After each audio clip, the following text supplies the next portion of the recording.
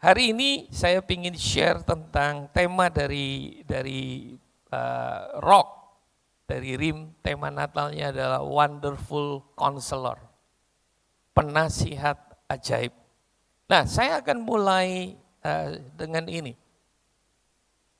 Saudara, di era digital di mana kita bisa mengakses informasi tanpa batas. Ya, saudara, kita punya banyak data, kita punya banyak pilihan, kita punya banyak alternatif. Tetapi ada hal yang menarik yang dikatakan bahwa tantangan zaman ini bukan masalah tahu atau tidak tahu. Tapi masalahnya adalah di tengah semua pilihan yang begitu banyak dengan informasi yang kita bisa dapatkan.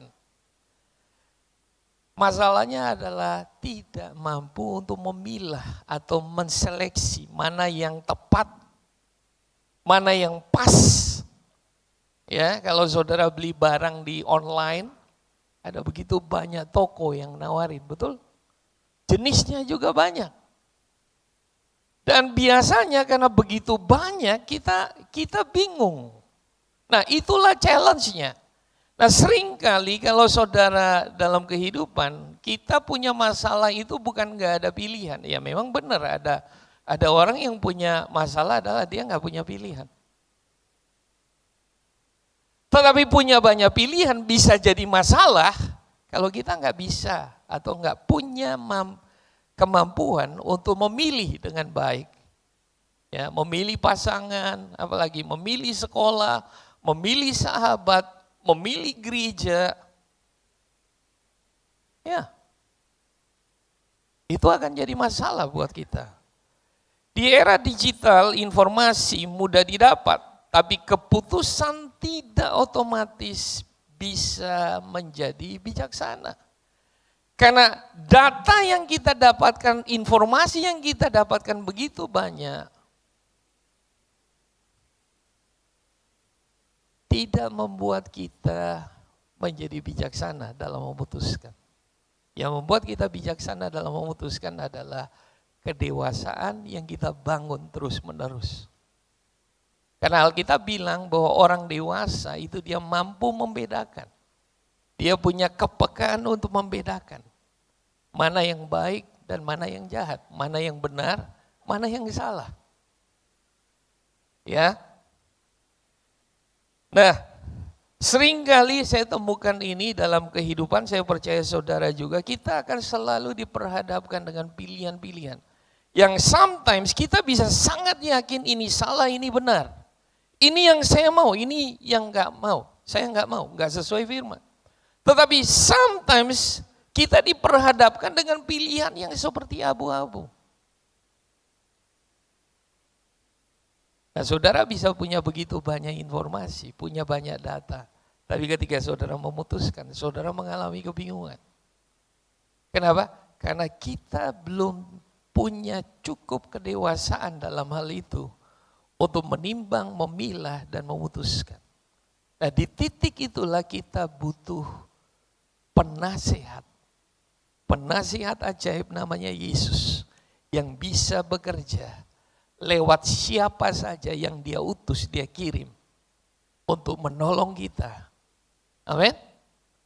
Ya, bahkan saudara bisa ketika saudara datang ibadah, saudara dengar firman dan tiba-tiba saudara ngerti mana yang harus saya ambil. Setuju? Ya. Mengapa keputusan terasa lebih mudah di era digital? Akses cepat dan luas, ya. Perbandingan instan. Saudara biasa kalau kita beli sesuatu biasanya kita baca dulu reviewnya. Betul ya? Saudara mau pilih hotel, saudara mau pilih toko, ya di Shopee misalnya, saudara baca dulu reviewnya gimana. Jadi saudara punya ada kemudahan untuk itu. Jadi kita bukan bilang teknologi itu jelek. Teknologi itu selalu netral. Selalu saya bilang, yang buat itu jadi jahat adalah bagaimana masing-masing kita menteri teknologi itu. Ya, dibutuhkan kedewasaan kita untuk menggunakan teknologi itu sehingga teknologi itu mendatangkan manfaat, bukan ancaman atau bahaya buat kita.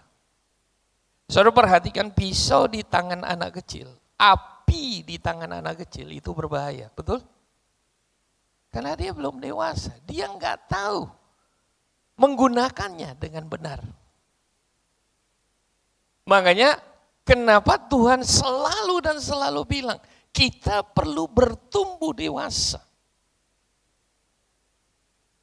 Sebab kedewasaan itu yang membuat kita bisa menggunakan apa saja. Ya, termasuk teknologi untuk mendatangkan kebaikan, kegunaan buat kita, bukan kehancuran. Ya, yang ketiga, data berbasis pengalaman orang lain. Ya, seperti tadi, lalu alat bantu keputusan, ada aplikasi, algoritma, dan sebagai rekomendasi. Ya, itu semua hal yang menolong. Nah, tetapi kenyataannya keputusan sering jadi lebih sulit, karena informasinya terlalu banyak. Ya, terlalu banyak informasi membuat kita bingung, ragu, dan akhirnya menunda keputusan, bahkan tidak buat keputusan. Lalu yang kedua, seringkali informasi yang kita terima berlawanan. Ya, si A ngomong gini, si B bilang begini, kita bingung. Amin? Ya, sama kayak hari-hari ini di YouTube ada banyak hal yang diserang itu tentang ketuhanan Yesus Kristus. Apakah Yesus itu Tuhan atau bukan? Di gereja bilang Yesus Tuhan. Loh, saya dengar YouTube beda. Saudara perlu mengerti bahwa saudara perlu make sure bahwa sumber yang saudara dengar itu bisa dipercaya. Atau tidak?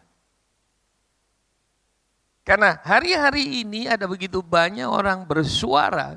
Dengan era digital, semua orang bisa bersuara.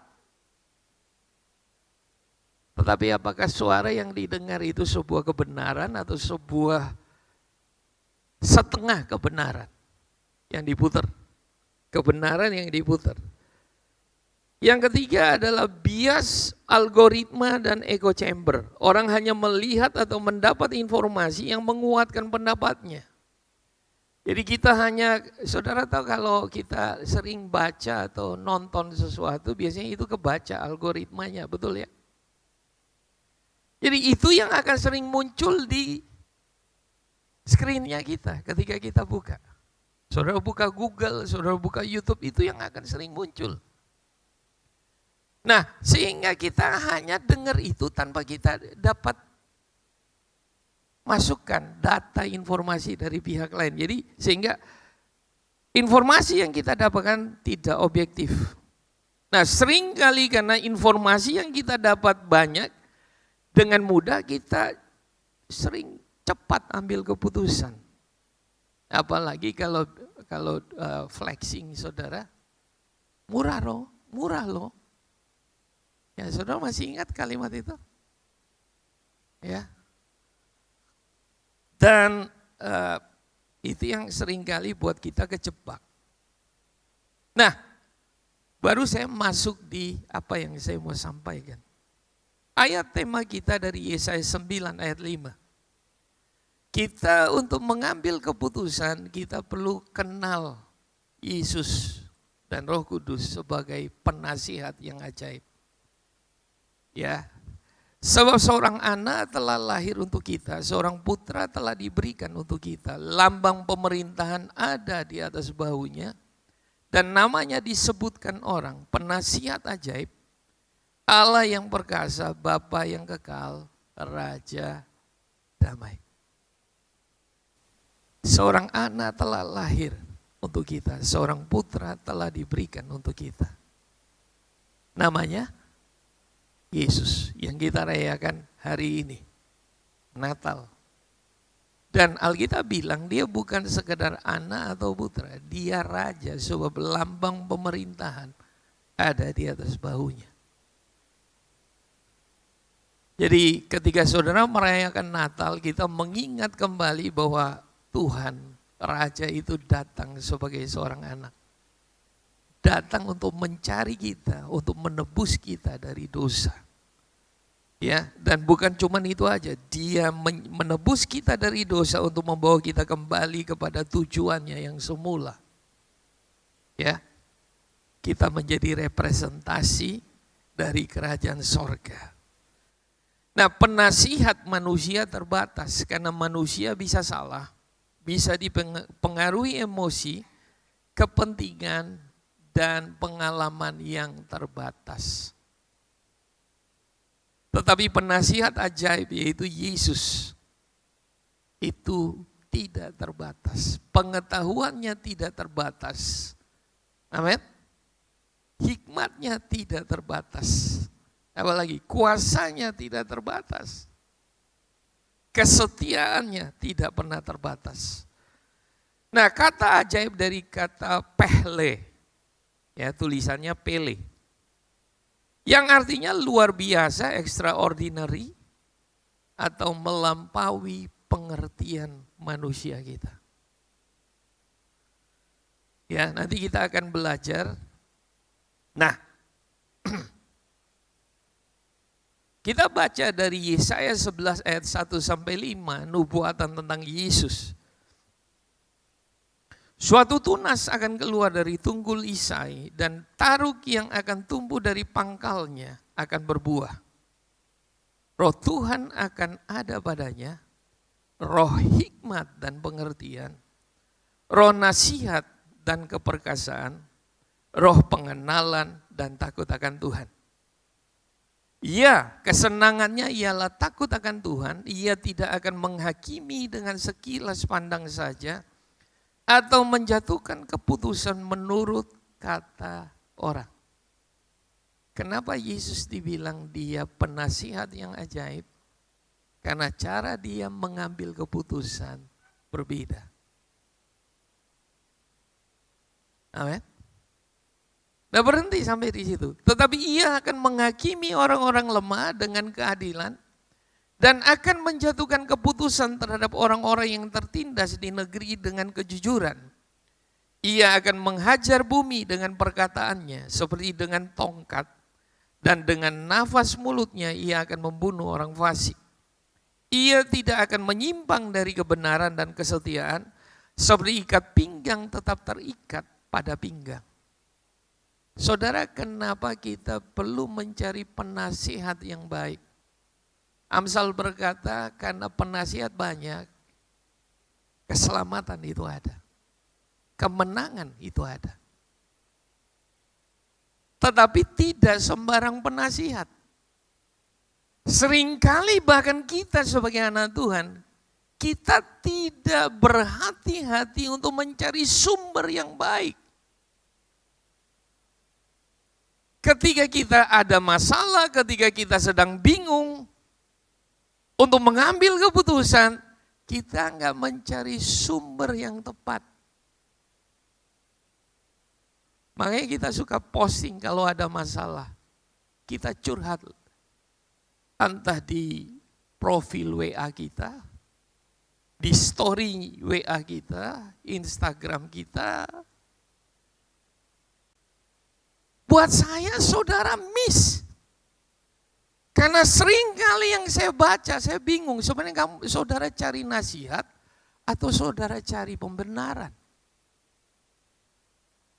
Karena itu nggak menyelesaikan masalah. Sebenarnya waktu saudara bingung, saudara lagi bermasalah, bukan cari pembela, saudara perlu cari nasihat. Sehingga ketika saudara tahu jawabannya, saudara bisa buat keputusan yang tepat. Respon yang tepat. Amin. Amin.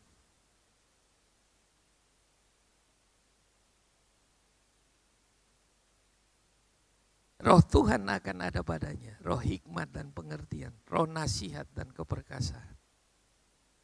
Roh Kudus itu adalah roh hikmat dan pengertian, roh nasihat dan keperkasaan, dan roh pengenalan dan takut akan Tuhan. Kalau saudara butuh hikmat, kenali Roh Kudus yang ada dalam saudara. Saudara masih ingat ketika Yesus berkata, lebih berguna aku pergi. Sebab kalau aku nggak pergi, penghibur itu nggak bisa datang. Kata penghibur atau penolong adalah parakletos, yang artinya juga adalah penasihat. Jadi sumber kita semua ketika saudara bingung dan sebagainya, jangan cari di luar lebih dulu. Dengar yang ada di dalam saudara.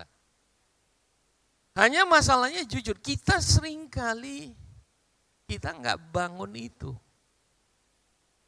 Kesadaran kita akan kehadirannya di dalam kita. Itu yang kita perlu bangun. Ibadah yang kita lakukan, disiplin rohani yang kita lakukan, itu menolong kita untuk mengkalibrasi kembali. Kenapa? Karena kita belajar untuk mulai menggali, melihat ke dalam kita. Bukan lihat keluar. Ingatlah kekayaan terbesar kita nggak ada di luar, ada di dalam kita.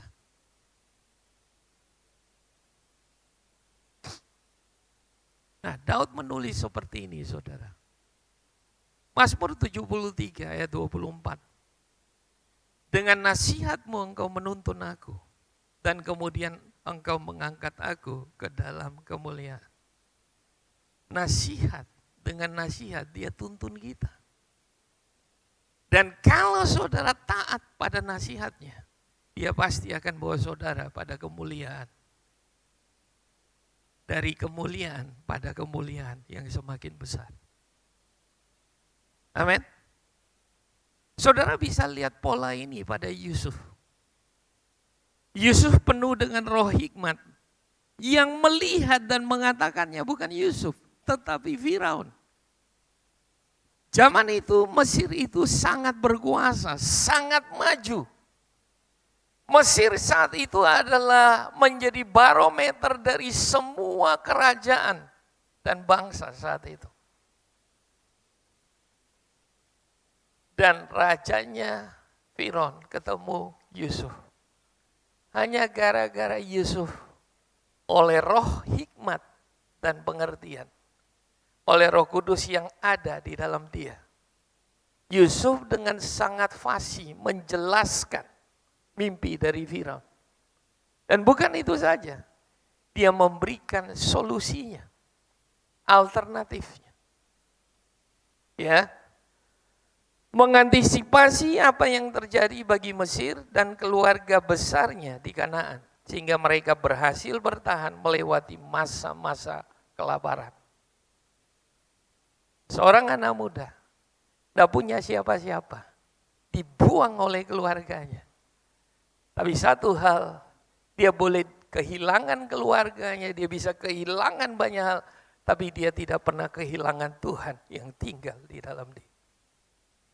Anak muda, saya kasih tahu kalian, kalau kalian mengerti ini dan kalian pegang ini, dan kalian mulai bangun itu sejak masa muda, kalian akan melihat bahwa penyertaan Tuhan itu bukan cuma spiritual kalau saudara datang di gereja. No, saudara akan lihat penyertaan Tuhan itu real dalam kehidupan sehari-hari. Di studi, di pekerjaan, keuangan. Ya. Nah, saya percaya kita butuh Yusuf-Yusuf yang pergi ke politik, ke pemerintahan. Akan ada anak-anak muda yang akan jadi pejabat, tapi mereka penuh dengan Roh Kudus, penuh dengan hikmat. Roh hikmat dan pengertian. Dan mereka bisa ada di sana untuk membawa solusi. Untuk sebuah bangsa, sebuah situasi yang sama sekali rusak. Ya, saya percaya itu. Yang berikut, ini yang saya mau ingatkan. Roh Kudus adalah parakletos. Tetapi apabila ia datang, yaitu roh kebenaran, ia akan memimpin kamu ke dalam seluruh kebenaran. Sebab ia tidak akan berkata-kata dari dirinya sendiri, tetapi segala sesuatu yang didengarnya, itulah yang akan dikatakannya, dan ia akan memberitakan kepadamu hal-hal yang akan datang. Nah, kita lihat kisah ini. Matius 2 ayat 19 sampai 23. Setelah Herodes mati, nampaklah malaikat Tuhan kepada Yusuf dalam mimpi di Mesir, katanya, bangunlah, ambillah anak itu serta ibunya dan berangkatlah ke tanah Israel, karena mereka yang hendak membunuh anak itu sudah mati. Lalu Yusuf pun bangunlah, diambilnya anak itu serta ibunya dan pergi ke tanah Israel. Tetapi setelah didengarnya bahwa Arkelaus menjadi raja di Yudea menggantikan Herodes ayahnya, ia takut ke sana. Karena dinasihati dalam mimpi, pergilah Yusuf ke daerah Galilea. Setibanya di sana, ia pun tinggal di sebuah kota yang bernama Nazaret. Hal itu terjadi supaya genaplah firman yang disampaikan oleh nabi-nabi, bahwa ia akan disebut orang Nazaret. So, lihat, Yusuf dikasih tahu lewat mimpi. Saya percaya itu pekerjaan Roh Kudus. Sebab Yoel bilang, pada hari-hari terakhir, aku akan mencurahkan rohku. Dan akan ada mimpi, akan ada penglihatan, akan ada nubuatan. Dan Yusuf mengalaminya. Berapa banyak kita, mungkin saudara enggak dapat itu dalam bentuk mimpi. Tiap orang akan berbeda-beda. Saudara, saya ini jarang mimpi. Ya, benar, saya ini jarang mimpi. Tapi kadang-kadang Tuhan itu bisa kasih saya mimpi. Kadang bangun, kalau mimpi yang enggak penting biasa saya lupa. Bangun, mimpi apa tadi? Lupa, betul ya? Nah, bulan lalu waktu kami berangkat, tiba-tiba saya mimpi tentang seseorang. Dan itu membekas. Akhirnya saya ketemu dia dan saya bilang, hei, saya mimpi kamu. Pesannya ini, saya bilang.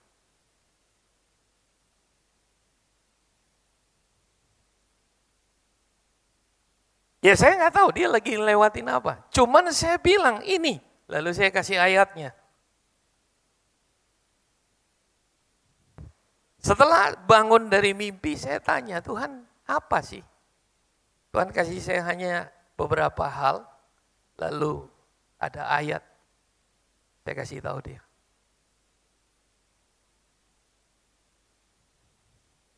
Berapa banyak yang kita percaya bahwa Tuhan itu bisa kasih tahu buat kita. Entah secara pribadi atau lewat orang lain. Bukan kita ngeroh, nyari-nyari, kita buat-buat, enggak. Hei, gereja jangan sampai kehilangan hal-hal supranatural.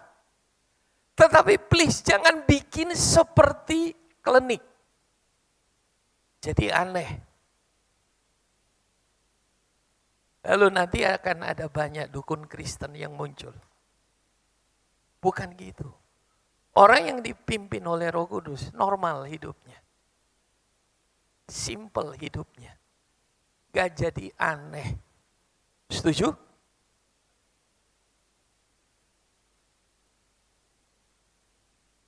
Ya. Dan kalau kita baca di sini dikatakan, setelah Yusuf dikasih tahu, dia taat. Ya, tujuan dari nasihat selalu ujungnya apa? Ketaatan, itu aja. Kita bisa dengar semua nasihat, tapi kalau kita tidak taat, nggak akan jadi apa-apa. Yusuf belajar ketika dia dengar, dia taat. Ketika dia dengar, dia taat. Kalau kita melihat, memandang Yesus sebagai Raja, artinya ini, dia yang mengatur hidup kita, bukan kita yang mengatur dia. Hati-hati, kekristenan di akhir zaman, kita hanya kebanyakan orang melihat Yesus hanya juru selamat, tabib, sahabat, bapa. Ya, kenapa? Karena fokus kita diri kita. Tabib untuk sembuhkan saya, juru selamat untuk tolong saya. Saya punya masalah, dia selalu ada buat tolong saya. Bapak, oh saya dikasih, saya dicintai, saya diterima. Sahabat, dia selalu ada buat saya. Kita lupa Bapak itu juga mengajar, mendidik kita. Alkitab bilang. Apalagi dia raja. Dia benar Bapa, dia sahabat, tapi dia raja di atas segala raja. Karena dia raja, dia mampu mengendalikan situasi kehidupan, masalah yang saudara hadapi. Tapi jangan lupa, karena dia raja, dia pun berhak untuk atur hidup kita. Setuju? Dan tahukah saudara, ketika dia atur hidup kita dan kita taat, kita akan mengalami yang namanya damai sejahtera demi damai sejahtera. Yang berikut.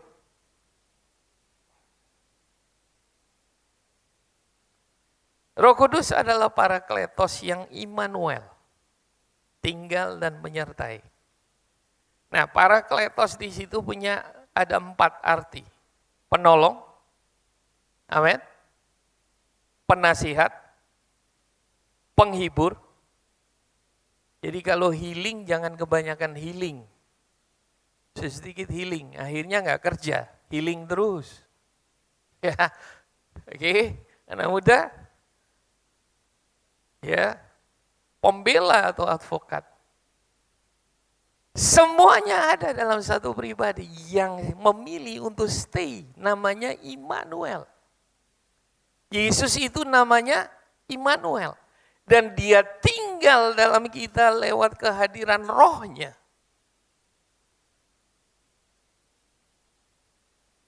Ketika dia bilang, aku tidak membiarkan kamu. Dikatakan, kita lompat. Ini saya.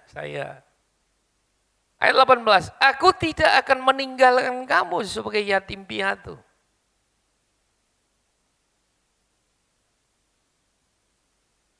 Why? Karena dia kasih saudara Parakletos. Bukan jalan di samping kita.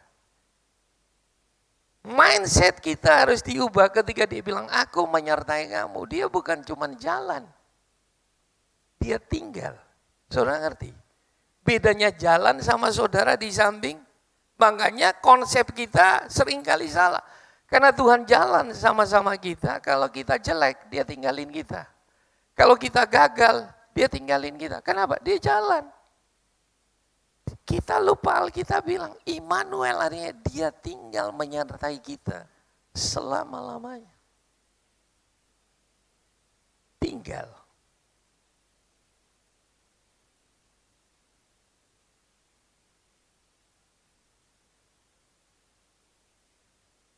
Gak peduli keadaan kita, keadaan saudara. Saudara lagi baik, lagi buruk, lagi sedih, lagi happy. Lagi hancur lebur. Lagi ditinggalin sama orang-orang dekat saudara. Dia bilang, semua orang bisa tinggalin kamu. I will stay. Bukan cuma kasih saudara comfort. No, dia akan buat saudara untuk kuat kembali. Dan saudara bertanding lagi.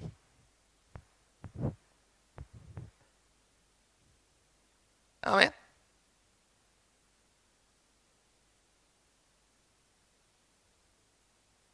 Saudara bukan hanya dihakimi, tapi saudara juga dibela karena dia pembelanya kita. Ya, kita kembali sebentar. Oke. Roh Kudus diberikan sebagai penolong penasihat yang tinggal untuk menyertai selama-lamanya. Ya. Jikalau kamu mengasihi aku, kamu akan menuruti segala perintahku. Aku akan minta kepada Bapa dan Ia akan memberikan kepadamu seorang penolong yang lain. Bahasa Yunaninya adalah parakletos, supaya Ia menyertai kamu selama-lamanya, yaitu roh kebenaran. Ya, dunia tidak dapat menerima Dia sebab dunia tidak melihat Dia dan tidak mengenal Dia. Tetapi kamu mengenal Dia. Kenapa? Sebab Ia menyertai kamu dan akan diam di dalam kamu. Di ayat 16 bilang, Ia menyertai kamu selama-lamanya. Saya perlu ingatkan saudara, apapun situasimu, Dia nggak pernah tinggalin kamu.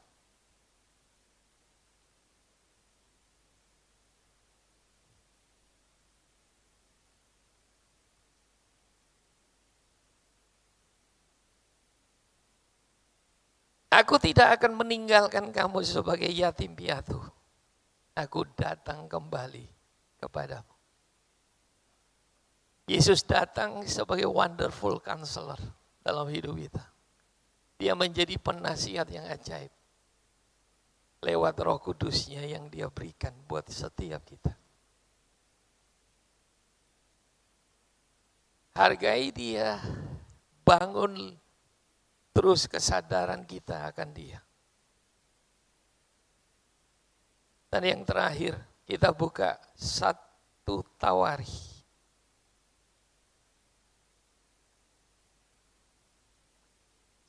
Sorry, 2 Tawari 20 ayat 20. Saya tutup dengan ayat ini. 2 Tawari 20 ayat 20.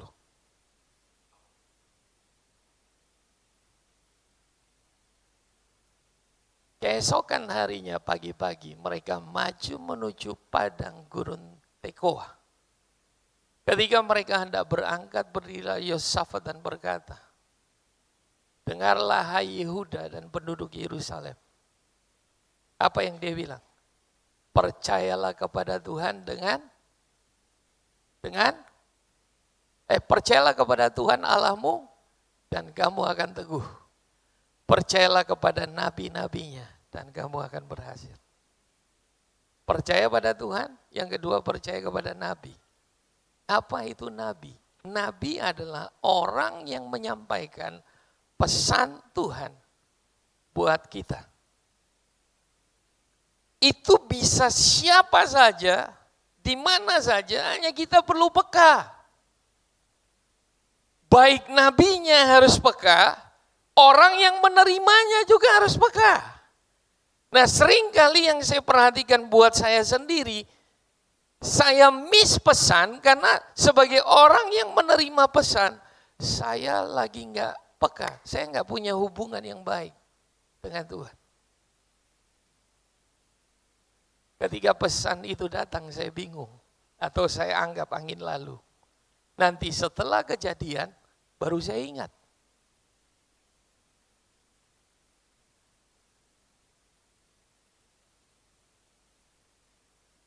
Karena Tuhan bisa pakai siapa saja. Bisa pakai manusia siapa saja. Jangan saudara pikir, dia harus hamba Tuhan. No, kadang-kadang orang yang ketemu sebentar hanya ngobrol sih, santai, simpel sama saudara. Tapi ada satu kata, satu kalimat, yang begitu dia ngomong, itu kayak teng.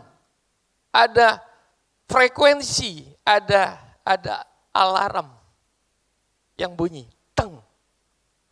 Ini buat saya.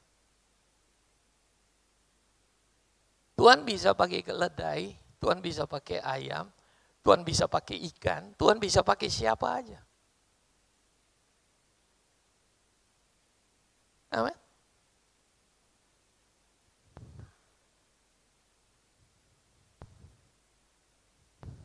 Saudara mau berhasil, cari sumber nasihat yang benar. Pastikan sumber saudara tepat. Kalau saudara punya teman baik, tapi saudara tahu omongannya selalu negatif, omongannya selalu nggak baik. Kira-kira kalau saudara punya masalah, saudara pergi ke dia. Saya jamin, dia nggak akan kasih solusi buat saudara. Dan please, Jemaat Kebirok Timika, kalau punya masalah, jangan posting. Saudara bisa rasa di hati saudara lagi meledak-meledak mau keluar. Please, tahan. Karena itu hanya sementara. Karena kadang-kadang yang kita posting, orang lain baca bisa salah ngerti. Betul? Termasuk pasangan saudara atau orang yang saudara lagi nggak enak. Karena dia sudah baca posting saudara, dia sudah berpikir juga buruk. Akhirnya hubungan itu untuk pulih itu susah. Please, kalau saudara punya masalah, carilah sumber yang tepat. Amin. Ya, dan saya percaya belajarlah di komunitas saudara untuk terbuka. Dari situ saudara akan lihat. Kadang-kadang masalah ini saya cocok ke orang ini, masalah yang jenis ini saya cocok ke orang ini. Setuju? Saya berdoa bahwa dia adalah penasihat yang ajaib. Dan waktu saudara berjalan dengan dia, ingat dia nggak ada di luar, dia ada dalam saudara.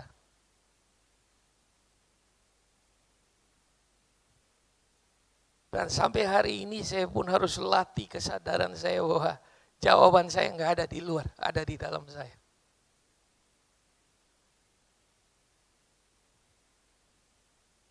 Oke? Tuhan Yesus memberkati saudara. Selamat Natal. Bagi yang cuti, selamat cuti.